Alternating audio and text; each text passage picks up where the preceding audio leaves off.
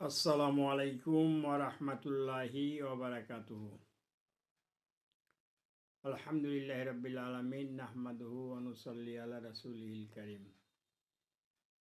রাসূলুল্লাহ সাল্লাল্লাহু আলাইহি ওয়াসাল্লাম বলেছেন, যে কেউ ইসলামী জামাত হতে অর্ধ হাত পরিমাণ দূরে সরে গেল এবং এই অবস্থায় তার মৃত্যু হলো, সে জাহেলিয়াতের মৃত্যু বরণ করল। বুখারী ও মুসলিম শরীফের হাদিস। রাসূলুল্লাহ সাল্লাল্লাহু আলাইহি সাল্লাম বলেছেন, তোমরা কোনো মুনাফিককে নেতা বলো না।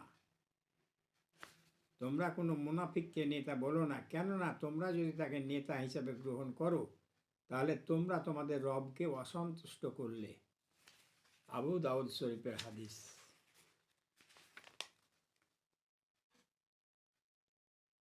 রাসূলুল্লাহ সাল্লাল্লাহু আলাইহি ওয়াসাল্লাম বলেছেন, অত্যাচারী শাসকের সামনে হক কথা বলাই উত্তম জিহাদ।